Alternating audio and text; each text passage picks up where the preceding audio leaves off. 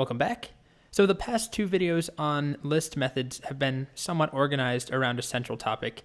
The first one was about methods that add to a list. The second one was about methods that delete things from a list. This one is a bit more of a hodgepodge. So we're covering just kind of it's what's left over and putting them into a video. So we're going to go through each of these pretty quickly. They're not as commonly used as things like deleting and inserting into a list. The first one is called index. And what index allows us to do is actually find the index, the position of a given item inside of a list. So here's a list of numbers. And if I ran numbers.index6, it would tell me where 6 occurs in this list. So 0, 1, and so we get 1. Or index of 9, I get 0, 1, 2, 3, 4 is where 9 is, and we get 4. It also allows us to specify a start and end. So if we looked for 5 first, in this numbers list, we have some duplicates, 5, 5, 6, 7, 5, 8, 8, 9, 10. If I just do numbers index of 5, it gives me the first place it finds 5, which is 0. But I can also provide a start point. So this is basically saying find the index of 5 after the index of 1, and it's inclusive. So 0, 1, and it starts looking for 5 from here, and what do you know? The first thing it finds is 5, so it gives us 1.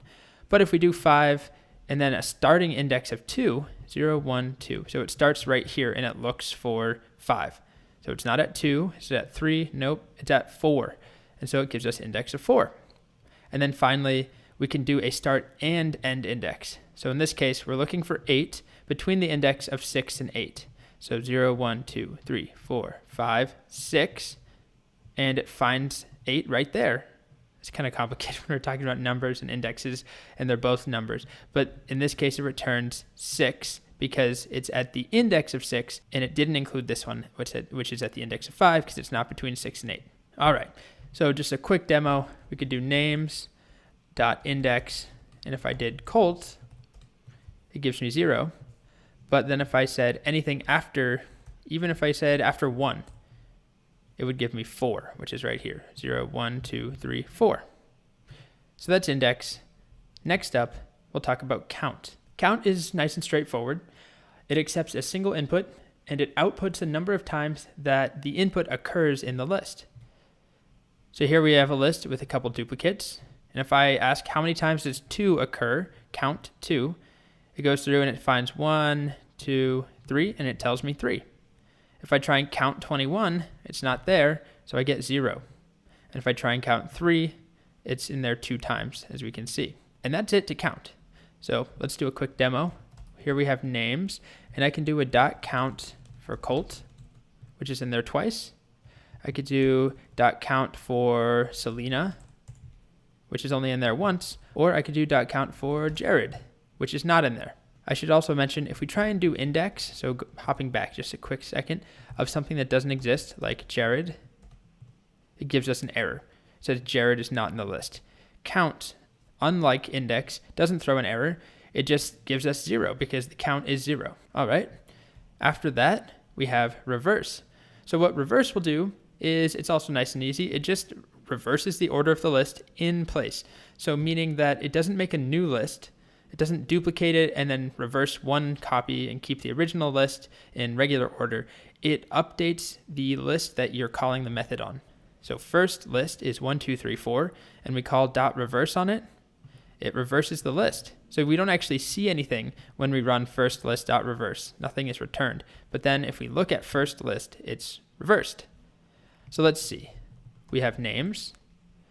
It starts with Colt and ends with Pablo. If I do names.reverse, and I need the parentheses, it doesn't look like anything happened, but if I look at names, it's reversed. Now we get Pablo, Selena, Colt, Lena, and so on. The next method we'll take a look at is sort. We're going to cover this briefly because later on we'll get into quite a bit of detail once we understand topics like custom functions and lambdas. But for now, we can invoke or execute the sort function on a list, and basically we don't put anything in, so we don't provide any input. Eventually we will be, and it will just sort things in ascending order. So here we have 6, 4, 1, 2, 5.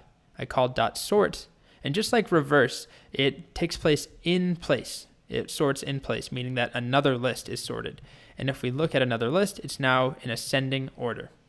So I promise later on we will be spending time with customizing sort and being able to set up our own custom way of sorting depending on how we want things to work, not just ascending and descending, but actually depending on more complex data structures that we're trying to sort. But for now, we just need to be aware that it exists, and let's try running it now on names, names.sort. So this is with strings rather than numbers. And if we look, it sorts things ascending alphabetically.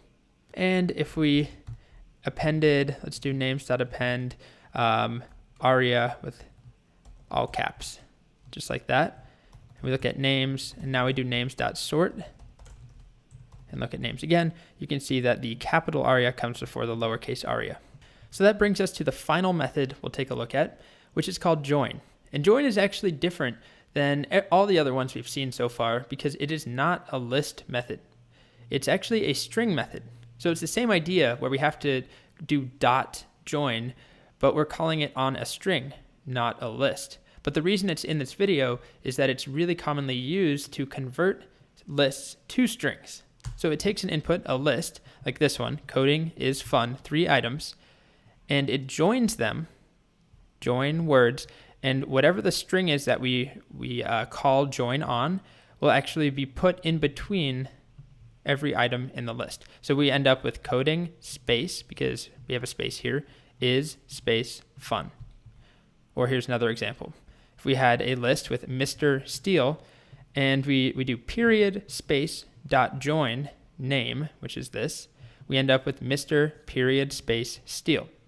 And if we had another, something after Steele, we would also have another period space in that element. So it's converted to a string. The result is a string. So I realize this is bizarre compared to what we've been looking at so far, but it is technically a string method, and it takes a list or another iterable argument, which we haven't covered all of them, and it joins them together. It concatenates them by putting the base string, whatever we're calling join on, and shoving it in between each item of the list, or iterable, but in our case, it's a list. And it returns a new string, commonly used to make sentences out of a list of words, for example, using a space. So let's check it out. We have names again here.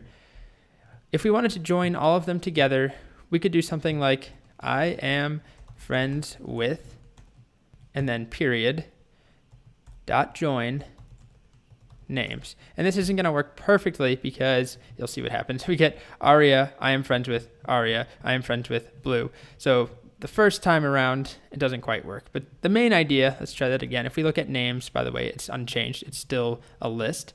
This just returns a string. So let's join them on commas. So I'll make a variable called friends. I'll set it equal to the string with a comma and a space, dot join names. So this will take all of the names and put a comma and a space between all of them and turn it into one giant string.